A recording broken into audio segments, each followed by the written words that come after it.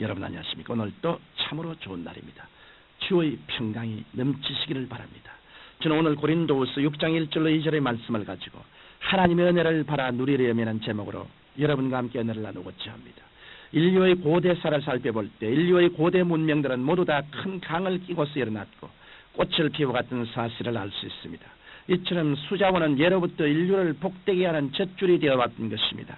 그렇기 때문에 사람들은 인류의 오랜 역사를 통해서 끊임없이 물을 찾아 이동했고 물 때문에 전쟁도 불사기까지 했던 것입니다. 그런데 아무리 비가 많이 내리고 하천이 잘 발달되어 있다 해도 댐이나 보를 막아 그것을 제대로 관리하지 못한다면 엄청난 분량의 수자원은 결국 바다로 흘러들어가지 않으면 모두 땅속으로 스며들고 말 것입니다. 그러므로 동양에서는 치산치수를 잘하는 왕을 일컬어 성군이라고 불러온 것입니다. 하나님의 은혜도 바로 이와 같습니다. 아무리 하나님께서 막대한 수자원과 같이 엄청난 은혜를 예비하셨다 해도 정작 우리들의 마음의 그릇이 제대로 준비되어 있지 않는다면 모두가 물거품이 되고 말 것인 것이 때문입니다. 이것은 비가 아무리 억수같이 쏟아진다 해도 항아리의 뚜껑을 달아놓는다면 한 방울의 비도 받을 수 없는 것과 같습니다. 그러므로 오늘날 수많은 그리스도인들이 육신의 고통과 생활의 어려움을 당하고 있는 것은 하나님의 은혜가 부족해서가 아니라 그것을 받아서 간수할 수 있는 마음의 그릇이 준비되어 있지 않기 때문인 것입니다. 하나님 편에 문제가 있는 것이 아니라 바로 인간 편에 문제가 있는 것입니다. 하나님의 말씀인 성경은 지금 이 순간에도 보라 지금은 은혜 받을 만한 때요 보라 지금은 구원의 날이다라고 말씀하고 있습니다. 그러면 우리가 마음을 어떻게 준비해야 하나님께서 예비해 놓으신 은혜를 받아 누릴 수 있을까요? 첫째로 우리는 하나님께서 우주의 절대 주권자이심을 확고하게 믿어야 합니다. 우리 천년 자원을 잘 활용하려면 그 자원으로부터 우리가 얻을 수 있는 유익이 무엇인가를 분명히 알아야 합니다. 예를 들면 물의 힘을 이용해서 전기를 얻을 수 있다는 원리를 알 때 우리는 강물을 막고 발전 시설을 갖추어 전력을 생산할 수 있는 것입니다. 이와 같이 우리가 하나님의 은혜를 받아 누리려면 우리에게 은혜를 주시고자 하시는 하나님은 과연 어떤 분이신가 하는 것을 분명히 알아야 합니다. 그렇다면 우리 하나님은 과연 어떤 분이실까요? 과연 우리 하나님은 어떤 능력을 가지고 계실까요? 우리는 이에 대한 대답을 하나님의 창조 사건과 예수 그리스도의 십자가 사건을 통해서 찾아볼 수 있습니다. 먼저 창조 사건을 통해서 알 수 있는 것은 온 우주 만물을 하나님은 직접 만드시고 통치하시는 분이시라는 사실입니다. 요한복음 1장 3절에 보면 만물이 그로 말미암아 지은 바 되었으니 지은 것이 하나도 그가 없이는 된 것이 없느니라고 기록되어 있습니다. 그렇기 때문에 이 세상에 있는 어떠한 피조물도 하나님의 법칙에서 벗어날 수는 없는 것입니다. 그 다음 십자가 사건을 통해서 알 수 있는 것은 하나님은 상처를 싸매어 주시는 하나님, 곧 구속주 하나님이십니다.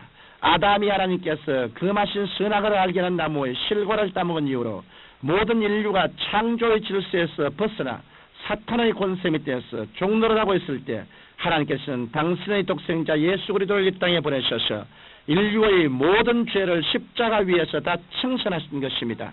이와 같이 우리 하나님께서는 창조주 하나님인 동시에 구속주 하나님이십니다. 그렇기 때문에 우리 하나님께서는 온 우주를 통치하시는 절대 주권자가 되는 것입니다. 이러므로 우리가 예수를 주로 믿고 하나님께서 우리의 절대 주권자이시라는 사실을 분명히 깨달을 때 우리는 비로소 하나님께서 내려주시는 은혜를 받아 누릴 수 있는 마음의 그릇을 준비하게 되는 것입니다.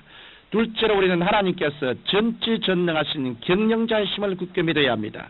히브리서 1장 3절에 보면 이는 하나님의 영광의 광채시요 그 본체의 형상이시라 그의 능력의 말씀으로 만물을 붙드시며 죄를 정결케 하는 일을 하시고 높은 곳에 계신 위엄의 우편에 앉으시느니라고 기록되어 있습니다. 이와 같이 하나님께서 온 우주의 절대 주권자이신 동시에 만물을 붙들고 계시고 구원해 주시는 경영자이시기도 합니다. 그러므로 우리가 모든 짐을 우리 하나님께 맡기면 하나님께서는 그것을 맡아서 주관해 주시는 것입니다.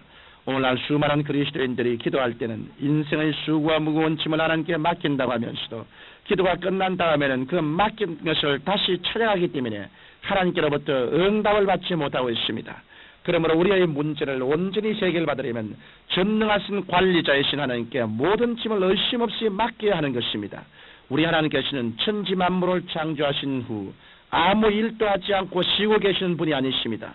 시편 121편 4절에서 6절에 보면 이스라엘을 지키시는 자는 졸지도 아니하시고 주무시도 아니하시니로다.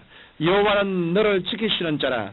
여호와께서 내 우편에서 내 그늘이 되시나니 낮의 해가 너를 상치 아니하며 밤의 달도 너를 해치 아니하려더라고 기록되어 있습니다. 그러므로 우리 그리스도인들은 생활의 어려움이 닥쳐오고 환경의 먹구름이 밀려올 때 낙심하지 말아야 합니다. 문제가 생겼을 때 하나님을 원망하거나 낙심하지 말고 하나님께서 책임지고 경영해 주실 것을 믿고 모든 어려움을 하나님께 맡길 때 하나님께서는 우리에게 크신 은혜를 베풀어서 우리의 영혼을 지켜주실 뿐 아니라 우리의 인생길까지도 바르게 인도해 주시는 것입니다. 셋째로 하나님의 은혜를 받아 누리는 성도가 되려면 범사에 감사해야 합니다. 시편 50편 23절에 보면 감사로 제사를 드린 자가 나를 영화롭게 하나니 그 경리를 옳게 하는 자에게 내가 하나님의 구원을 보리라고 기록되어 있습니다. 이와 같이 감사는 하나님을 가장 기쁘시게 하는 계사인 것입니다. 그런데 혹시 여러분 중에는 좋은 일이야 감사할 수 있겠지만 좋지 않은 일을 보고 어떻게 감사할 수 있겠는가 만문한 사람이 계실지 모르겠습니다. 그러나 눈앞에 보이는 현실만을 놓고서 인간의 척도로 좋다 나쁘다를 결정할 수는 없는 것입니다. 그러므로 당장 좋지 않은 일이 일어났다고 해서 하나님께 불평해서는 안 되는 것입니다. 그리스도인들은 좋은 일은 좋아서 감사하고 좋지 않은 일은 하나님께서 합력하여 선을 이루어 주실 것을 믿고 감사해야 하는 것입니다. 우리는 바울의 생활을 통해서 이와 같은 감사의 생활의 본보기를 볼 수 있습니다. 성경에서 바울처럼 옥에 많이 갇히고 매맞고 핍박받은 사람도 없을 것입니다. 바울 사도는 그 고통당하는 순간에 감사가 나오기보다는 원망이 나오기 쉬웠을 것입니다. 왜냐하면 다른 일도 아니고 하나님의 일을 했는데 왜 이와 같은 일이 생겼을까 하고 고민에 빠질 수 있을 것입니다. 그러나 바울은 극한 고통 가운데 빠졌을 때 하나님께 불평하는 대신 감사해야 한다는 사실을 잘 알고 있었습니다. 그렇기 때문에 바울은 절망의 장소인 감옥을 하나님의 말씀을 기록하는 소망의 장소로 바꾸어 놓았고 그 결과로 오늘날까지도 소망이 잃은 자들에게 한없는 용기와 믿음을 주는 위대한 사도가 되었던 것입니다. 청취자 여러분, 우리 하나님은 절대 주권자이시며 전지전능한 관리자이십니다. 그러므로 우리의 마음 문을 열기만 하면 하나님께서는 한없는 은혜와 축복을 내려주시는 것입니다. 여러분은 진정으로 하나님의 은혜를 받아 누리시기를 원하십니까? 그러시다면 지금 이 시간에 우리의 삶의 무한한 자원 되시는 하나님을 여러분의 마음 중심에 모셔드리십시오. 그리하면 여러분은 젖과 꿀이라는 축복의 생활 가운데 들어갈 수 있게 될 것입니다. 사랑이 많으신 우리 아버지 하나님, 주 예수 이름으로 기도하오니 모든 성도들이 우리 하나님을 의지하고 우리 하나님을 생명의 근원으로 삼고 하나님의 풍성한 의와 평강과 희락과 축복을 받게 하여 주옵소서. 예수님 이름으로 기도합니다. 아멘.